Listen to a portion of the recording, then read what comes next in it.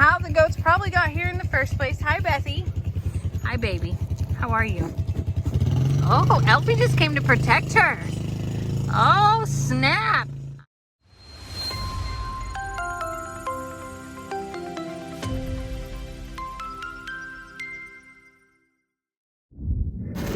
So I'm out here filling up waters and I see, y'all aren't cows. What are you doing in Billy's pasture? Beth, Elfie, what brings you over? Look at her little belly, guys. Little Beth eats well, like super well. Beth, hey, what are you doing here? I bet I know. I bet that there's not much for these little guys to graze on in Bree's little yard. So she might have made a deal with Pawpaw. I don't know what the trade-off was, but she probably went and sweet talked him and asked if these guys could come over and hang out in Billy's pasture and have a little bit more to eat. It makes total sense, like total sense. There's a whole lot more than just what's in Bree's little yard. Oh, look!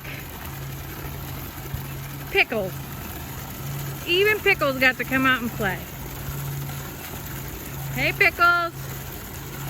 I hope that they are tall enough to get this water. It feels like that. I mean, this is the taller bucket, this is the shorter bucket. The only one I would actually be worried about is Beth. We're about to find out, I think, if Pickles can reach it or not. Hey, buddy. It's going to become even more important to keep the water full because I know that they won't be able to actually get their faces down when it gets low. So we fill up Billy and company's water twice a day, once in the morning, once in the evening. Hey, buddy. Boy, you are a wreck, man. Pickles' poor little legs. So, you know, poor little Pickles' legs. He has had some funky growth to him. That's not a mean thing. You know, he was born a triplet and had a cleft palate. And Meg would not feed him. He was a boy triplet. And his siblings went to go live on another farm.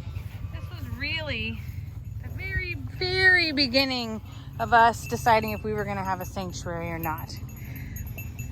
He is the son of Ringo and the son of Meg. And like I said, he had two siblings. His two siblings came out normal, and Pickles came out with a cleft palate, and Mom wouldn't feed him. So we asked Pawpaw to take him. It was a struggle, I know that, for him to eat, and his legs were normal at the time.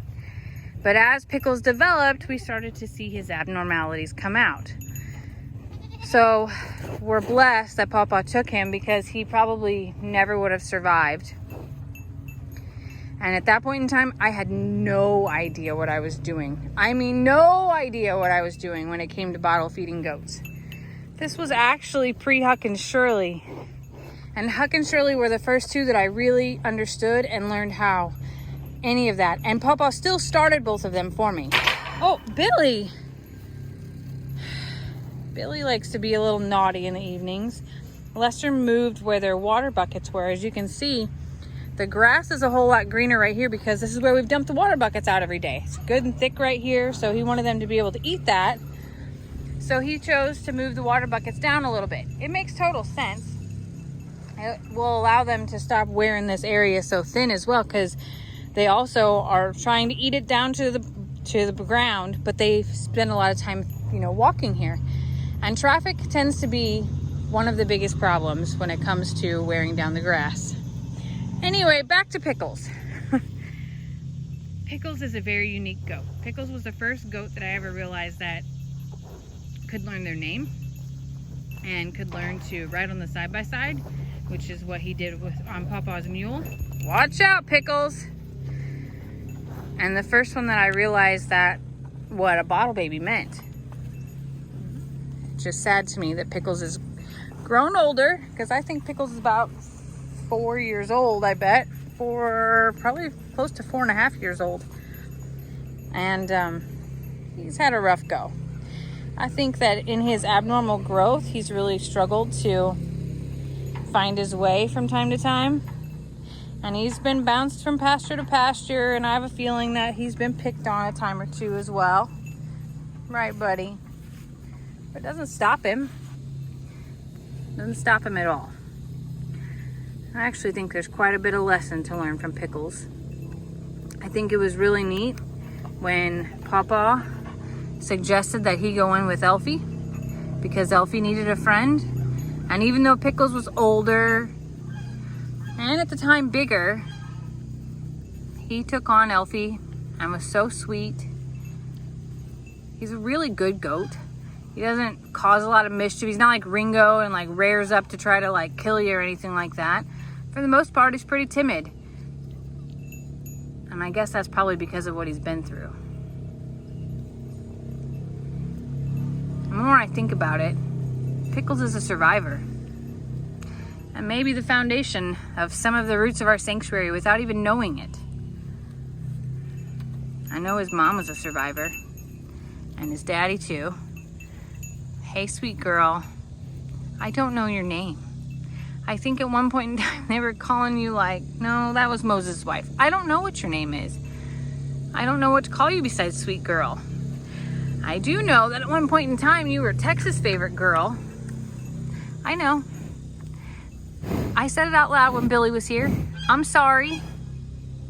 I know that she would be the one to stand at the fence and cry for him, and when Tex would get out and get over there, guess who would be following him? This girl. I know you did it. I'm over here trying to make a Pickles video and talk a little bit about what we got going on, and you're like, hey, have you seen Tex? Is he good? Does he look good? Is he happy? I also know that you want me to say that he's not happy, and that he misses you. I'm a woman. I understand that part. I know good and well what your expectations are. You want him to miss you. You want him to be thinking about you. You don't want me to sit here and say, the grass actually wasn't greener, and he misses home, and he misses you, and thinks about you all the time. Don't act surprised. I really am a woman. I know, okay? But it's not the truth. He really is happy. Oh, you're gonna side-eye me now. Baby, it's okay. You have Billy. Billy is the nice guy. Remember that, okay? Tex was the looker. He was, I know. He was the handsome guy, the sweet talker. When you really got Billy here, who was just the tried and true. Hi, Billy. Yeah, Daddy's working. Lester's dragging the pastures this evening. Well, Lester's dragging everything this evening. Don't hit my sweet girl. Poor 17. Man. What the heck? Look out, guys. Dad's on a rampage. Anyway, I think that this girl misses Tex more than she wants to admit. And she certainly doesn't want Billy to hear anything about that, which I get. Sometimes you have a, like a thought about a person, and it's not that you like wanted them to be a part of your life or anything like that. You just kind of wanted them to think of you. Did you ever hear that phrase, like you want to be invited to the party even though you didn't intend to go? Billy's like, yep, I know that one. Santana used to do it to me all the time. Well, Billy, I think everybody has that feeling every once in a while. You want to be invited to the party even if you had no intention of going. It's that you were thought of. That applies to many things in life, not just the opposite sex, okay? It really does apply to the party or the promotion or whatever. It's normal. It's totally normal. And now that I have gone from Pickles and that emotion around what a survivor, I talk about this girl and her little... I didn't mean to talk about you that way. All I meant to say was that, like, I get that you might think about him and that you don't want Billy to know. But Billy knows, okay? Like, trust me, he knows. He gets it. I know, it's embarrassing. It's embarrassing. So we got Pickles, the survivor story. We got Elfie's companionship story. We got Beth and her chunky little belly and how the goats probably got here in the first place. Hi, Bethy.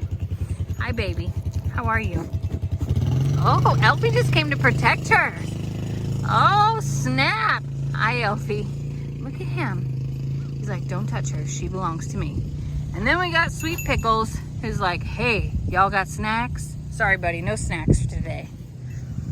And then we got Billy, who wants to be invited to the party and knows deep down that Santana's thinking about him. Yeah, I won't tell Tex, I promise. Okay, it's a good itch. And then we got Sweet Girl back here who wants Tex to be thinking about her, doesn't want Billy to know that. But he knows that. I'm sorry. This is quite the video. I'm sorry, baby. Look at her side-eye me now. She's like, listen, I didn't even say anything. All I did was look at you. And here we are. Well, I think you're beautiful. And I remember all the times that you were in the background chasing him. And I get it. He's a handsome fella. Billy, I'm sorry. I've seen Santana jump the fence to go to you. I've seen her bring her girls with you. So there's no shame in whatever y'all got going on, okay? And Mudana, don't listen to any of these. Okay, yeah. That's probably best. Take her away, Mama. Take her away. Because she doesn't need to hear any bit of this. I'm sorry that I'm saying things about your parents, but they're all kind of true. Like every bit of it. I'm sorry. I'm going to stop talking now, okay? All right. Y'all have a good night.